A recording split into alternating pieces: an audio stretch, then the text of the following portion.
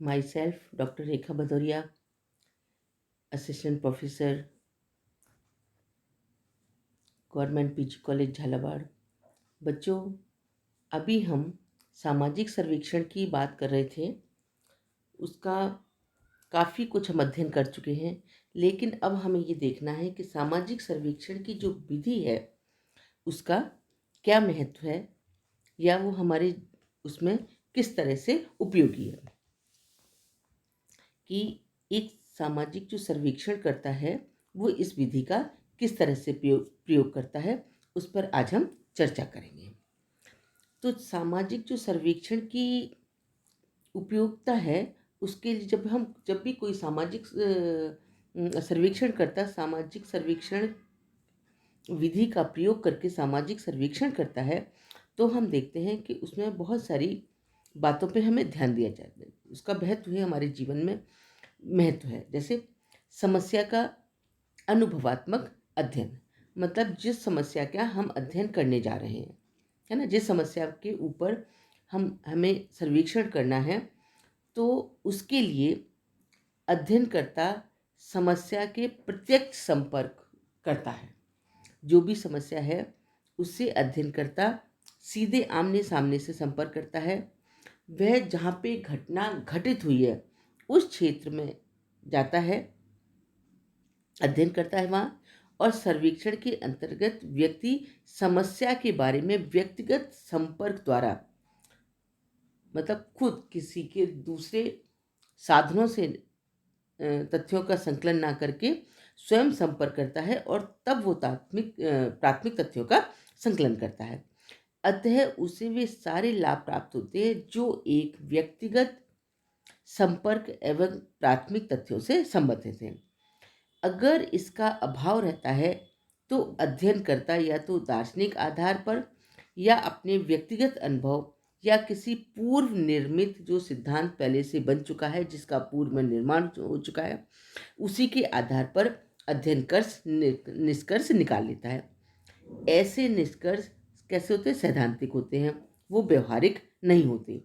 लेकिन सर्वेक्षण द्वारा हमें सभी प्रकार के व्यक्तियों, परिस्थितियों का प्रत्यक्ष ज्ञान हो सकता है, और जो भी प्राप्त निष्कर्ष हैं वे बहुत अधिक विश्वसनीय होते हैं। क्यों विश्वसनीय होते हैं? क्योंकि वहाँ पर अध्ययनकर्ता या सर्वेक्षणकर्ता स्वयं उस क्षेत्र में गया है और उसने सीधे लोगों से संपर्क किया है, इसलिए वो बहुत ही विश्वसनीय होते हैं। नेक्स्ट है वैश्विक अध्ययन, मतलब विषय से संबंधित अध्ययन। कि सर्वेक्षण में जो व्यक्तिगत पक्षपात की संभावना समाप्त हो जाती है और समस्या के बारे में वैश्विक एवं तटस्थ अध्ययन प्रस्तुत किया जाता है।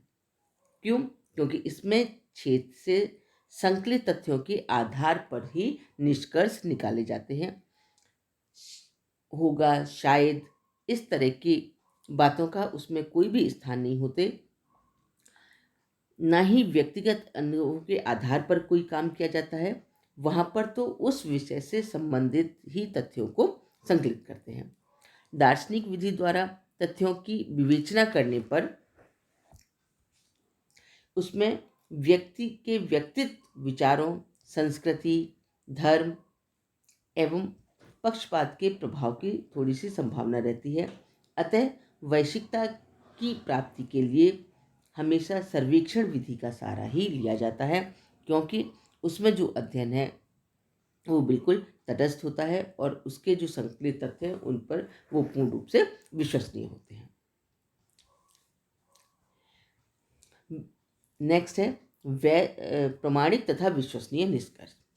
कि जब अध्ययनकर्ता, सर्वेक्षणकर्ता उस सर्वेक्षण क्षेत्र में जाता है जहाँ का उसे अध्ययन करना है या जहाँ का उसे सर्वेक्षण करना है, तो वहाँ से वो जो तथ्य संकलित करके लाता है वो पूर्ण तरह से प्रमाणिकता के आधार पर खरे उतरते हैं और बहुत ही विश्वसनीय निष्कर्ष हमें प्राप्त होते हैं।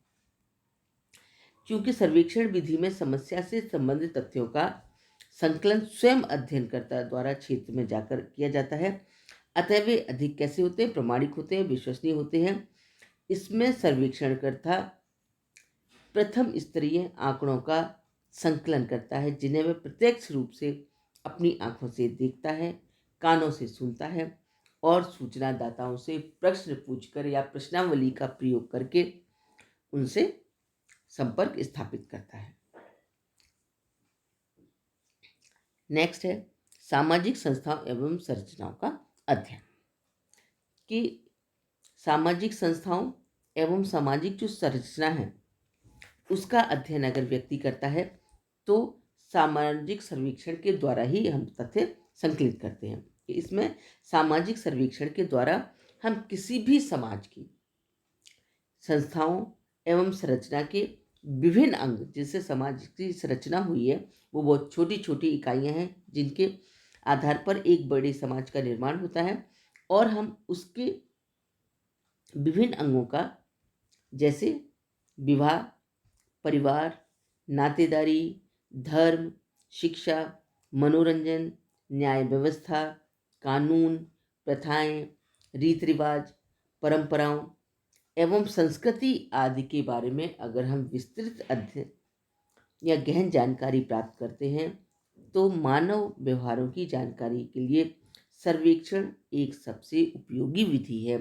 इसके द्वारा हम किसी भी समाज की संरचना को, वहाँ की छोटी छोटी इकाइयाँ हैं उनका किसी का भी अध्ययन हम पूर्णतः कर सकते हैं। और ये जो सामाजिक सर्वेक्षण है ये बहुत ही उपयोगी विधि है। इसमें हम किसी भी संस्था का, शिक्षा का संस्था का, परिवार का, कानून व्यवस्था को, इसमें हम जब कुछ भी जानकारी प्राप्त करना चाहते हैं तो सर्वेक्षण भी उपयोगी विधि मानी जाती है।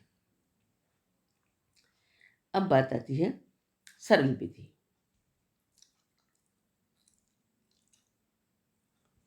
कि जो सामाजिक सर्वेक्षण है और सामाजिक अनुसंधान की एक बहुत सरल विधि है, जिसमें अध्ययनकर्ता के लिए ना तो अधिक प्रशिक्षण की आवश्यकता है, ना अनुभव एवं तकनीकी विशेषज्ञता की भी आवश्यकता नहीं होती है।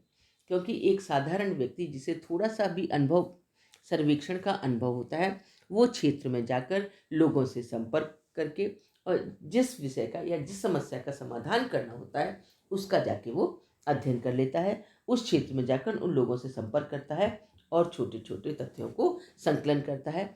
इसमें कई विधि एक साथ काम करती हैं। जैसे सर्वेक्षण विधि में जो भी, चाहे अवलोकन विधि है, चाहे साक्षात्कार विधि है, या प्रश्न अनुसूची विधि है, इन तीनों विधियों का एक साथ प्रयोग हो सकता है कि वो अपनी अध्ययन क्षेत्र में जाता है, लोगों से संपर्क करता है, बातचीत करता है, तो साक्षात्कार विधि का प्रयोग हो जाता है। जब वो लोगों से अपनी समस्या से संबंधित जानकारी प्राप्त करता है, प्रश्न पूछता है और उनको अपने लिखता है, तो अनुसूची विधि का प्रयोग हो जाता है। और जब वो वहाँ पर जाता है तो उसके कान, आँख सब खुली रहती हैं। वो विशेष रूप से ध्यान रखता है कि किस तरह का यहाँ पे बात हो रही है, काम चल रहा है, तो उसकी सारे नेत्र भी खुले रहते हैं, कान भी खुले रहते हैं। इन सब चीज़ों का वो सारी विधियों का एक साथ प्रयोग करके और सर्वेक्षण करता है। तो माना गया है कि सर्वेक्षण विधि में किसी विशेष ज्ञान प्राप्त की आवश्यकता नहीं होती, विशेष प्रशिक्षण का प्राप्त नहीं आवश्यकता होती, बल्कि एक बहुत ही साधारण सरल विधि है। और इस सरल विधि के आधार पर ही व्यक्ति उस समस्या से संबंधित छोटी से छोटी जानकारी प्राप्त कर लेता है और उसके समस्या के उस जो तथ्य संकलित के उसके आधार पर जो निष्कर्ष निकलते हैं वो बहुत ही विश्वसनीय और प्रामाणिक होते हैं। धन्यवाद।